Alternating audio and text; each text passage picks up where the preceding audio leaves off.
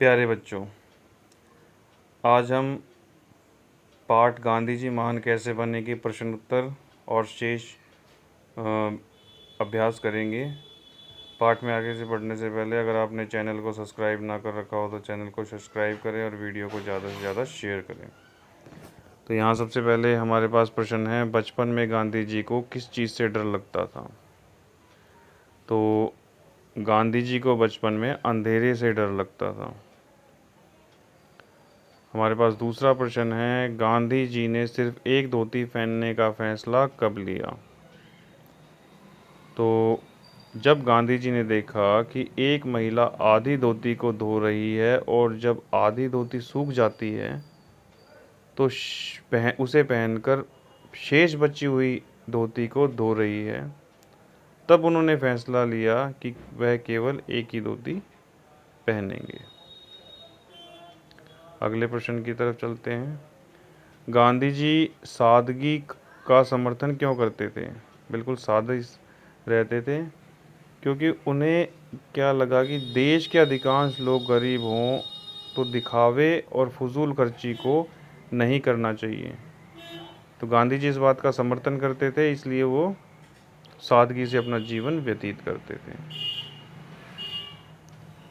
गांधी जी के 3 बंदर वास्तव में क्या थे? उन्हें किसने भेंट किया था? गांधी जी के 3 बंदर वास्तव में खिलौना थे जो कि उन्हें चीनी बच्चों ने भेंट दिया था। भेंट का मतलब होता है गिफ्ट किया था।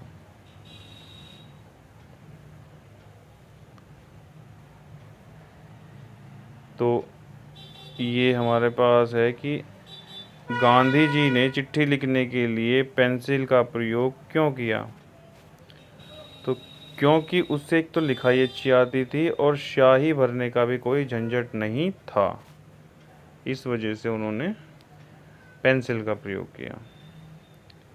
अब यहाँ पर है कि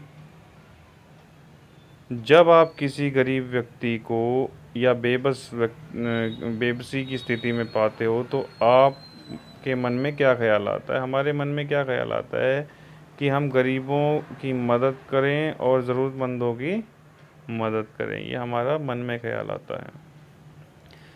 वो अब है अगला प्रश्न, गांधी जी को बचपन में अंधेरे से डर लगता था, आपको किससे डर लगता है और क्यों? अब आपको हर एक बच्चे को अलग अलग डर लगता है, तो आप उसमें जिस भी चीज़ से आपको डर लगता है, चाहे वो कुत्ता, बिल्ली, अ, बंदर, कोई भी हो, आप उसके बारे में लिख सकते हैं, तो वो बच्चे खुद करेंगे। तो यहाँ कुछ प्रश्न हैं कि गांधी जी का पूरा नाम क्या था?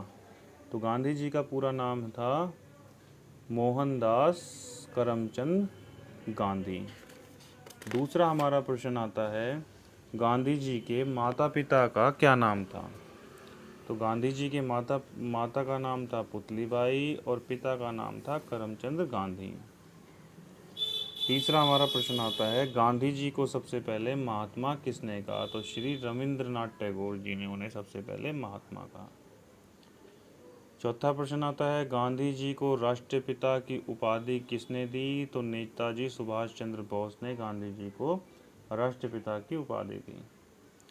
उसके बाद आता है, सत्याग्रह क्या है? तो शांतिपूर्वक ढंग से भूख हड़ताल करके अपनी बात मनवाना। जैसे क्या सिखाते हैं, बुरा मत देखो, बुरा मत सुनो और बुरा मत बोलो। तो ये सारे के सारे हमारे प्रश्न उत्तर हो गए। तो अब यहाँ पर है, अंग्रेजों भारत छोड़ो, ये किसने बोला? ये बोला महात्मा गांधी जी ने। और स्वराज मेरा जन्मसिद्ध अधिकार है, ये बोला बाल गंगाधर तिलक ने। जय जवान जय किसान बोला लाल बहादुर शास्त्री जी ने। तुम मुझे खून दो मैं तुम्हें आज़ादी दूंगा, सुभाष चंद्र बोस जी ने बोला ये। और इनकलाब जिंदाबाद भगत सिंह जी ने बोला। इसके अलावा हम आगे बढ़ते हैं तो हमें ये सुनना बोलना है। इसमें हल्की सी थोड़ा सा ट्विस्ट है, उसको आप जैसे डाल ढाल, तो इस तरीके से आपने इसे पढ़ना है। अब हम आते हैं इस पे। कुछ वस्त्रों या परिधानों के नाम जोड़े जाते हैं जैसे कुर्ता और धोती। तो ऐसे कुछ परिधानों के नाम नीचे दिए गए हैं, तो उन्हें जोड़ें और परिधानों का नाम लिखें। तो पजामे का क्या होता है, यहाँ कुर्ता लिखना है, kurta pyjama. Lehenga chunni, sari blouse, pant coat, ghagra choli, coat pant, salwar kameez. अब यहाँ है सही वर्तनी वाले शब्द चुनकर लिखें। तो ये कुछ शब्द हैं, इसमें शुद्ध मतलब सही शब्द लिखने हैं। तो आशीर्वाद और आशीर्वाद में ये जो व और आ का डंडा है, इसके ऊपर बहुत इंपॉर्टेंट है, पेपर में ज़रूर पूछा जाएगा ये। इसमें से एक प्रश्न ज़रूर आएगा पेपर में, बिल्कुल 100% आना है। तो आशीर्वाद में आप देखोगे कि व और आ के डंडा उसके ऊपर मात्रा है। इंचार्ज में, इन दोनों में इंचार्ज में ये ठीक है। उज्ज्वल में 2 आधे जो हैं, ये आपने ध्यान देना है, 2 आधे जो हैं। विद्यालय आप हमेशा लिखते हो, ये आपको पता ही है। सन्यासी में न और बिंदी नहीं है, खाली आधा ना है। कवयित्री, तो वो कवि ऐसे लिखते हैं या ऐसे लिखते हैं, तो इस तरीके से कवि लिखते हैं, तो कवयित्री इस तरीके से भी। श्रीमती और रात्रि, ये दोनों कई बार हम लिखते हैं, तो इसे हमें ध्यान भी है। तो ऋषभ में ये और ढाबा में ये जिसके नीचे बिंदी हो, ढ के नीचे। अच्छा, अब कुछ ऐसे शब्द होते हैं जो सुनने में लगभग समान होते हैं परंतु उनका अर्थ एकदम भिन्न होता है, जैसे वास निवास। वास, बांस मतलब गंध। तो वास और बांस एक जैसी आवाज़ आ रही है तकरीबन, लेकिन उनका मीनिंग अलग अलग है। ऐसे कुछ शब्द नीचे दिए गए हैं, उनके अर्थ लिखें।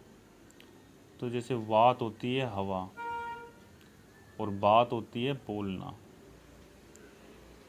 तो वंश, कुल का मतलब होता है वंश ये, और कुल का मतलब होता है किनारा। दिन दिवस, जैसे दिन होता है एक पूरा दिवस, रविवार का एक दिन है, मंगलवार एक दिन है। और दीन का मतलब होता है गरीब।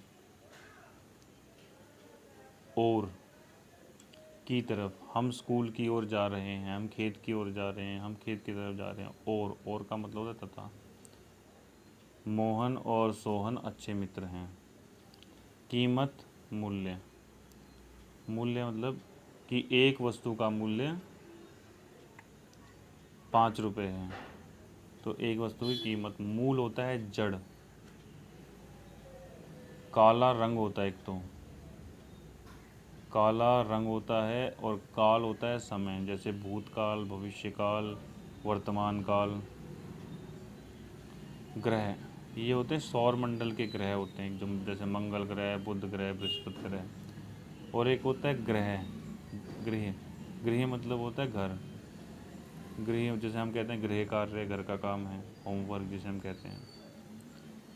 सूत, इस सूत का मतलब पुत्र, और सूत, ये सूत है धागा। तो अब हमारे पास आता है कुछ शब्द ऐसे होते, कुछ शब्द किसी अन्य शब्द संज्ञा की विशेषता बताते हैं। जो विशेषण होते हैं ना, वो हमेशा संज्ञा की विशेषता बताते हैं, बच्चे ध्यान रखना इस चीज़ को।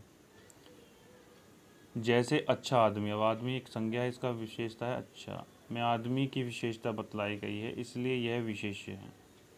ठीक है।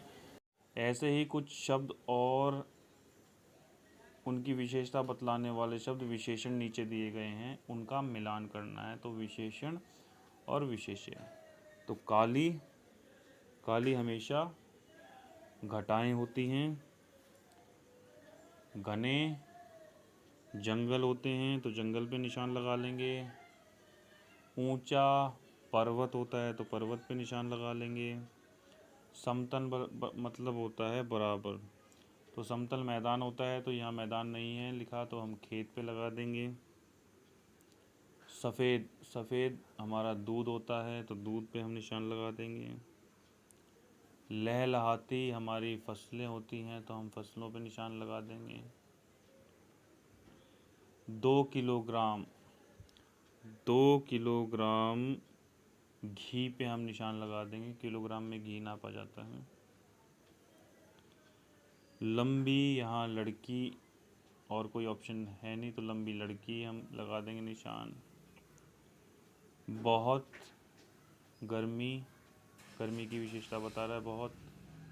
और मोटा आदमी, आदमी की विशेषता मोटा बता रहा है। तो ये हमारा पाठ यहाँ पे ख़त्म होता है।